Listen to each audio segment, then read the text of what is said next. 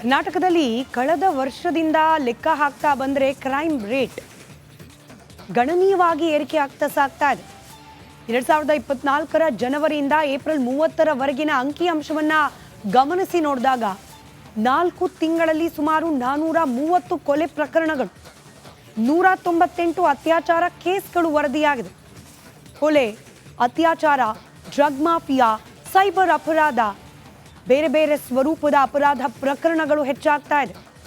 198 ಅತ್ಯಾಚಾರ ಪ್ರಕರಣಗಳು, 2327 ಮಹಿಳೆಯರ ಮೇಲೆ ದೌರ್ಜನ್ಯ ಕೇಸ್ ಕೂಡ ದಾಖಲಾಗಿದೆ. 1262 ಮಕ್ಕಳ ಮೇಲಿನ ದೌರ್ಜನ್ಯ ಪ್ರಕರಣಗಳು, 6000ಕ್ಕೂ ಹೆಚ್ಚು ಹಲ್ಲೆ ಪ್ರಕರಣಗಳು ವರದಿಯಾಗಿದೆ. ಇದನ್ನ ಕಾಂಗ್ರೆಸ್ ನಾಯಕರನ್ನ ಪ್ರಶ್ನೆ ಮಾಡಿದ್ರೆ ಹೆಚ್ಚೆಚ್ಚು ಕೇಸ್ ದಾಖಲಾಗ್ತಿದೆ ಅಂತಂದ್ರೆ ಪೊಲೀಸ್ ಇಲಾಖೆ ಆಕ್ಟಿವ್ ಆಗಿದೆ ಅಂತ ಅರ್ಥ ಅನ್ನೋ ಸಮರ್ಥನೆಯನ್ನ ಕೊಡ್ತಾರೆ. ಆದರೆ ಜನ ಬಯಸೋದು ಕೇಸ್ ದಾಖಲಾಗೋದಲ್ಲ, ಇಂಥ ಪ್ರಕರಣಗಳೇ ನಡಿಬಾರ್ದು ಅಂತಲ್ವಾ. ನಮ್ಮಲ್ಲಿ ಪೊಲೀಸ್ ಸ್ಟೇಷನಲ್ಲಿ ಕೇಸ್ ದಾಖಲಾಯಿತು ಅಂದ ಮಾತ್ರಕ್ಕೆ ಅಂಥ ಪ್ರಕರಣಗಳಿಗೆ ಕಂಪ್ಲೀಟ್ ಆಗಿ ಬ್ರೇಕ್ ಬಿತ್ತು ಅಂತ ಅಲ್ವಲ್ಲ. ಕೊಲೆ ಸುಲಿಗೆಗಳು ಮರಣದಂಡನೆಯಂತಹ ಶಿಕ್ಷೆಗೆ ಅರ್ಹವಾಗತ್ತೆ ಅನ್ನೋದು ಗೊತ್ತಿದ್ರೂ ಕೂಡ ಹಾಗಾಗ್ತಾ ಇದೆ ಪ್ರಕರಣಗಳು. ಅದರಲ್ಲೂ ಅಂಥ ಪ್ರಕರಣಗಳ ಸಂಖ್ಯೆ ಹೆಚ್ಚಾಗ್ತಿದೆ ಅಂದರೆ ಕಾನೂನಿನ ಮೇಲೆ, ಪೊಲೀಸ್ ಇಲಾಖೆ ಮೇಲಿರುವ ಭಯ ಕಡಿಮೆ ಆಗಿದೆ ಅಂತ ಹೇಳಿ. ಹಾಗಾದ ಸಂದರ್ಭದಲ್ಲಿ ಕಾನೂನು ವ್ಯವಸ್ಥೆ ಬಗೆಗಿನ ಅರಿವು ಜೊತೆಗೆ ಭಯವನ್ನ ಹೆಚ್ಚಿಸುವ ಕೆಲಸವನ್ನ ಮಾಡೋದು ಸರ್ಕಾರ, ಗೃಹ ಇಲಾಖೆಯ ಕರ್ತವ್ಯ ಆಗುತ್ತೆ. ಗೃಹ ಸಚಿವ ಡಾಕ್ಟರ್ ಜಿ ಪರಮೇಶ್ವರ್ ಅವರ ಹೇಳಿಕೆ, ಸಿದ್ದರಾಮಯ್ಯನವರ ಹೇಳಿಕೆಯನ್ನ ಗಮನಿಸಿದ್ರೆ ಈ ಬಗ್ಗೆ ಲಕ್ಷ್ಯ ಇಲ್ಲ ಅವರಿಗೆ ಅನ್ನೋದಂತೂ ಸ್ಪಷ್ಟವಾಗ್ತಾ ಇದೆ. ಅದಕ್ಕೆ ಉದಾಹರಣೆ ಅನ್ನೋ ರೀತಿಯಲ್ಲಿ ಅಪರಾಧ ಪ್ರಕರಣಗಳಲ್ಲಿ ಗಣನೀಯ ಪ್ರಮಾಣದ ಏರಿಕೆ. 1144 ಡ್ರಗ್ ಕೇಸ್ಗಳು ವರದಿಯಾಗಿದೆ. 7421 ಸೈಬರ್ ಕ್ರೈಮ್ಗಳು ವರದಿಯಾಗಿದೆ. 2243 ವಂಚನೆ ಕೇಸ್, ರಾಬರಿ ಪ್ರಕರಣ. 5 ದಿನಗಳ ಅಂತರದಲ್ಲಿ 7 ಕಡೆ ರಾಬರಿ ಆಗಿ ಹೋಗಿದೆ, ಬ್ಯಾಕ್ ಟು ಬ್ಯಾಕ್. ನಾವು ಈ ಅವಧಿಯ ಲೆಕ್ಕಾಚಾರವನ್ನು ಗಮನಿಸ್ತಾ ಇದ್ವಿ. ಈ ಅವಧಿಯಲ್ಲೇನೆ 450 ರಾಬರಿ ಕೇಸ್ಗಳು, 68 ಡಕಾಯಿತಿ ಪ್ರಕರಣಗಳು ವರದಿಯಾಗಿದೆ. ಬೆಂಗಳೂರು ಗ್ಯಾಂಗ್ ರೇಪ್ ಪ್ರಕರಣದಲ್ಲೂ ಕೂಡ ಇದೀಗ ಪಾಲಿಟಿಕ್ಸ್ ಶುರುವಾಗಿದೆ. ರಾಜಕೀಯ ಯಾವ ಪ್ರಕರಣದಲ್ಲಿ ಪ್ರವೇಶ ಮಾಡುತ್ತೋ ಆ ಪ್ರಕರಣ ಒಂದು ಲಾಜಿಕಲ್ ಎಂಡ್ ಅನ್ನೋದಕ್ಕೆ ಹೋಗೋದೇ ಇಲ್ಲ. ನಾವು ಅನೇಕ ಪ್ರಕರಣಗಳನ್ನು ಈ ಸರ್ಕಾರದ ಅವಧಿಯಲ್ಲಿ ನಡೆದಿರೋದನ್ನೇ ಉದಾಹರಣೆಗೆ ತೆಗೆದುಕೊಳ್ಳೋಣ. ಮೂಡಾ ಕೇಸ್ ರಾಜಕೀಯ ಪ್ರವೇಶ, ವಾಲ್ಮೀಕಿ ಹಗರಣ ಕೇಸ್ ರಾಜಕೀಯ ಮಧ್ಯಪ್ರವೇಶ, ನೇಹಾ ಅಂಜಲಿ ಹತ್ಯೆ ಕೇಸ್ ಅಲ್ಲೂ ಕೂಡ ನಡೀತು ಪಾಲಿಟಿಕ್ಸ್. ವಫ್ ವಿಚಾರ ಅಲ್ಲೂ ಪಾಲಿಟಿಕ್ಸ್. ರಾಜಕೀಯ ಆರೋಪ ಪ್ರತ್ಯಾರೋಪಗಳ ನಡುವೆ ನಿಜ ಸಂತ್ರಸ್ತರಿಗೆ ನ್ಯಾಯ ಸಿಗುತ್ತಾ ಅನ್ನೋ ಪ್ರಶ್ನೆಯಾಗಿ ಉಳಿದು ಬಿಡುತ್ತೆ. ಇದೀಗ ಬೆಂಗಳೂರಿನಲ್ಲಿ ನಡೆದಿರುವ ರೇಪ್ ಕೇಸ್ನಲ್ಲೂ ಕೂಡ ರಾಜಕೀಯ ಪ್ರವೇಶ ಆಗಿದೆ. ಈ ಬಗ್ಗೆ ಪ್ರಶ್ನೆ ಮಾಡಿದಾಗ ಮುಖ್ಯಮಂತ್ರಿಗಳನ್ನ ಬಿಜೆಪಿ ಸರ್ಕಾರದಲ್ಲಿ ರೇಪ್ ಆಗಿರ್ಲಿಲ್ವಾ ಅಂತ ಪ್ರಶ್ನೆ ಕೇಳ್ತಾರೆ. ಹೀಗಂದ್ರೆ ಏನು? ಬಿಜೆಪಿ ಸರ್ಕಾರದಲ್ಲಿ ರೇಪ್ ಆಗಿತ್ತು, ನಮ್ಮ ಸರ್ಕಾರದಲ್ಲೂ ಆಗತ್ತೆ, ಇಟ್ಸ್ ನಾರ್ಮಲ್ ಅಂತಲ್ಲ ಅರ್ಥ? ಇದೆಲ್ಲ ಕಾಮನ್, ಹೀಗಾಗ್ತಿರುತ್ತೆ ಅಂತಲ್ಲ ಅರ್ಥ? ಅಥವಾ ಹೀಗಾಗೋ ಕೃತ್ಯಗಳನ್ನು ತಡಿಲಿಕ್ಕೆ ಯಾವ ಪಕ್ಷದ ಕೈಲೂ ಸಾಮರ್ಥ್ಯ ಇಲ್ಲ ಅಂತಲ್ಲ ಅರ್ಥ? ಇಂಥ ಪ್ರಕರಣಗಳಿಗೆ ಕಡಿವಾಣ ಹಾಕೋ ಬದಲು ಹಿಂದಿನ ಸರ್ಕಾರದ ಲೆಕ್ಕ ಕೊಡ್ತಾ ಕೂತಿದ್ದಾರೆ. ರಾಬರಿ, ಕೊಲೆ, ಸುಲಿಗೆ, ಈಗ ರೇಪ್ನಲ್ಲೂ ಕೂಡ ರಾಜಕೀಯ ಬೇಕಾ ಇವೆಲ್ಲ? ಮುಖ್ಯಮಂತ್ರಿಗಳೇ ಪಾಲಿಟಿಕ್ಸನ್ನ ಪಕ್ಕಕ್ಕಿಟ್ಟು ನೀವು 2000 ರೂಪಾಯಿ ಮಹಿಳೆಯರ ಖಾತೆ ಕೊಡ್ತಿದ್ದೀವಿ, ಇದರಿಂದ ಮಹಿಳೆಯರು ಎಲ್ಲರೂ ಕೂಡ ಉದ್ಧಾರ ಆಗಿಬಿಟ್ರು, ಸಶಕ್ತರಾಗ್ಬಿಟ್ರು, ಈ ರೀತಿಯ ಸ್ಲೋಗನ್ಗಳನ್ನು ಬಿಟ್ಟು ಯಾವ ಮಹಿಳೆಯರ ಜೊತೆಯಲ್ಲಿ ಇಂಥ ಕೃತ್ಯಗಳಾಗ್ತಾ ಇದೆ ಅವರಿಗೆ ಮುಂದಿಂಥ ಕೃತ್ಯಗಳು ಆಗೋದಿಲ್ಲ ಅನ್ನೋ ವಿಶ್ವಾಸ ಮೂಡಿಸ್ಬೇಕು. ಅಂಥ ಕಠಿಣ ನಿರ್ಧಾರಗಳನ್ನು ಸರ್ಕಾರದ ಭಾಗವಾಗಿ ಕೈಗೊಳ್ಳಬೇಕು. ಅದು ಅಸಲಿ ಮಹಿಳೆಯರ ಪರವಾದ ಸರ್ಕಾರವಾಗುತ್ತೆ. ಕರ್ನಾಟಕದಲ್ಲಿ ಕಳೆದ ವರ್ಷದಿಂದ ಲೆಕ್ಕ ಹಾಕ್ತಾ ಬಂದರೆ ಕ್ರೈಮ್ ರೇಟ್ ಗಣನೀಯವಾಗಿ ಏರಿಕೆ ಆಗ್ತಾ ಸಾಗ್ತಾ ಇದೆ. 2024ರ ಜನವರಿಯಿಂದ ಏಪ್ರಿಲ್ 30ರವರೆಗಿನ ಅಂಕಿಅಂಶವನ್ನು ಗಮನಿಸಿ ನೋಡಿದಾಗ 4 ತಿಂಗಳಲ್ಲಿ ಸುಮಾರು 430 ಕೊಲೆ ಪ್ರಕರಣಗಳು, 198 ಅತ್ಯಾಚಾರ ಕೇಸ್ಗಳು ವರದಿಯಾಗಿದೆ. ಕೊಲೆ, ಅತ್ಯಾಚಾರ, ಡ್ರಗ್ ಮಾಫಿಯಾ, ಸೈಬರ್ ಅಪರಾಧ, ಬೇರೆ ಬೇರೆ ಸ್ವರೂಪದ ಅಪರಾಧ ಪ್ರಕರಣಗಳು ಹೆಚ್ಚಾಗ್ತಾ ಇದೆ. 198 ಅತ್ಯಾಚಾರ ಪ್ರಕರಣಗಳು, 2327 ಮಹಿಳೆಯರ ಮೇಲೆ ದೌರ್ಜನ್ಯ ಕೇಸ್ ಕೂಡ ದಾಖಲಾಗಿದೆ. 1262 ಮಕ್ಕಳ ಮೇಲಿನ ದೌರ್ಜನ್ಯ ಪ್ರಕರಣಗಳು, 6000ಕ್ಕೂ ಹೆಚ್ಚು ಹಲ್ಲೆ ಪ್ರಕರಣಗಳು ವರದಿಯಾಗಿದೆ. ಇದನ್ನ ಕಾಂಗ್ರೆಸ್ ನಾಯಕರನ್ನ ಪ್ರಶ್ನೆ ಮಾಡಿದ್ರೆ ಹೆಚ್ಚೆಚ್ಚು ಕೇಸ್ ದಾಖಲಾಗ್ತಿದೆ ಅಂತಂದ್ರೆ ಪೊಲೀಸ್ ಇಲಾಖೆ ಆಕ್ಟಿವ್ ಆಗಿದೆ ಅಂತ ಅರ್ಥ ಅನ್ನೋ ಸಮರ್ಥನೆಯನ್ನ ಕೊಡ್ತಾರೆ.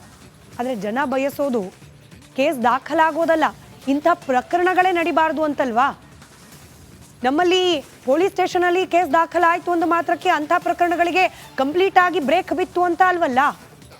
ಕೊಲೆ ಸುಲಿಗೆಗಳು ಮರಣದಂಡನೆಯಂತಹ ಶಿಕ್ಷೆಗೆ ಅರ್ಹವಾಗತ್ತೆ ಅನ್ನೋದು ಗೊತ್ತಿದ್ರೂ ಕೂಡ ಹಾಗಾಗ್ತಾ ಇದೆ ಪ್ರಕರಣಗಳು. ಅದರಲ್ಲೂ ಅಂಥ ಪ್ರಕರಣಗಳ ಸಂಖ್ಯೆ ಹೆಚ್ಚಾಗ್ತಿದೆ ಅಂದರೆ ಕಾನೂನಿನ ಮೇಲೆ ಪೊಲೀಸ್ ಇಲಾಖೆ ಮೇಲಿರುವ ಭಯ ಕಡಿಮೆ ಆಗಿದೆ ಅಂತ ಹೇಳಿ.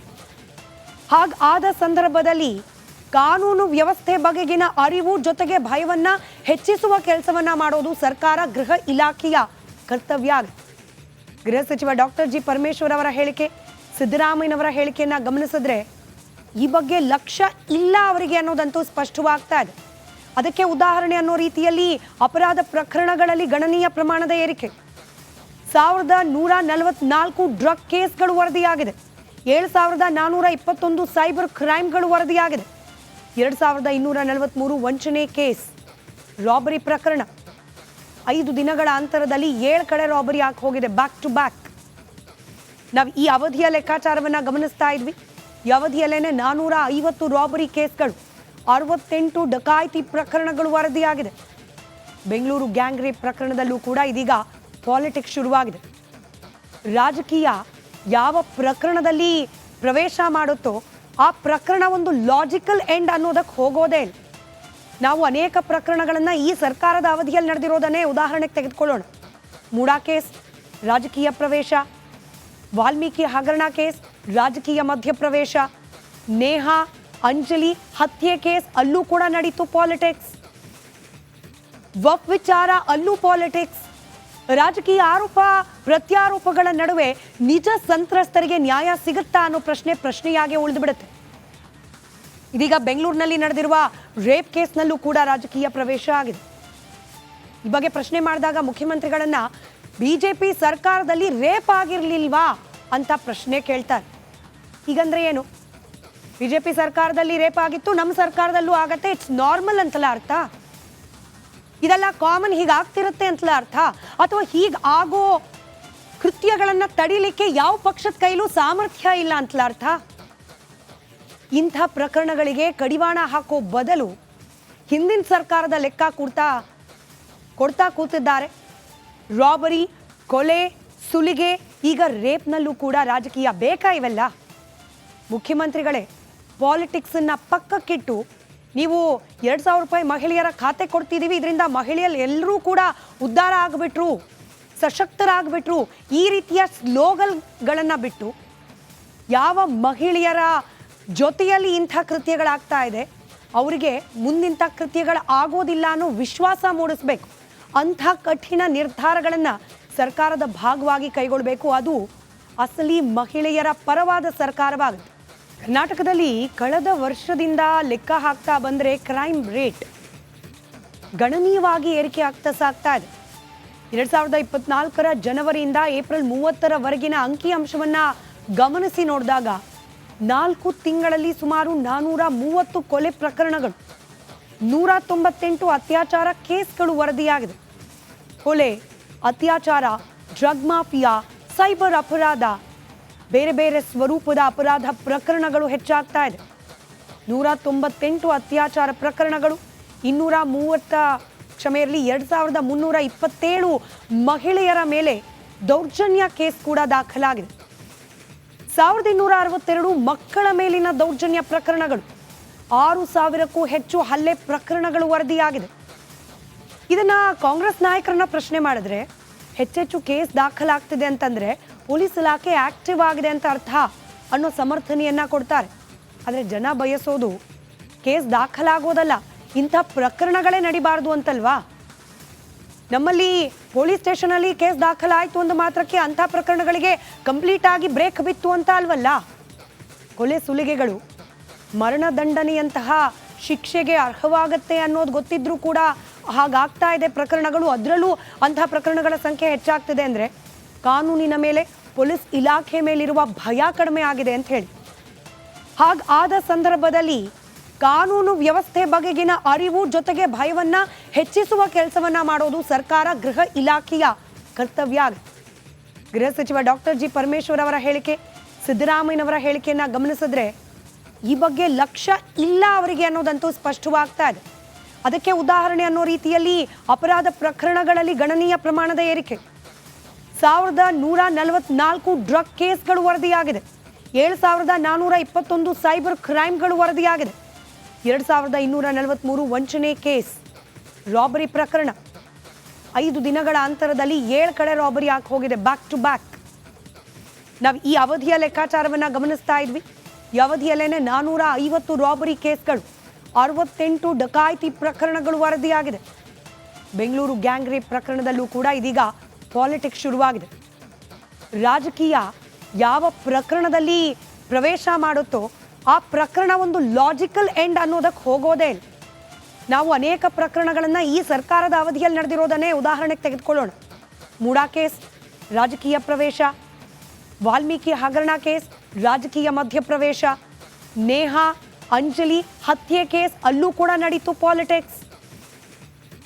ವಕ್ ವಿಚಾರ ಅಲ್ಲೂ ಪಾಲಿಟಿಕ್ಸ್. ರಾಜಕೀಯ ಆರೋಪ ಪ್ರತ್ಯಾರೋಪಗಳ ನಡುವೆ ನಿಜ ಸಂತ್ರಸ್ತರಿಗೆ ನ್ಯಾಯ ಸಿಗುತ್ತಾ ಅನ್ನೋ ಪ್ರಶ್ನೆಯಾಗಿ ಉಳಿದು ಬಿಡುತ್ತೆ. ಇದೀಗ ಬೆಂಗಳೂರಿನಲ್ಲಿ ನಡೆದಿರುವ ರೇಪ್ ಕೇಸ್ನಲ್ಲೂ ಕೂಡ ರಾಜಕೀಯ ಪ್ರವೇಶ ಆಗಿದೆ. ಈ ಬಗ್ಗೆ ಪ್ರಶ್ನೆ ಮಾಡಿದಾಗ ಮುಖ್ಯಮಂತ್ರಿಗಳನ್ನ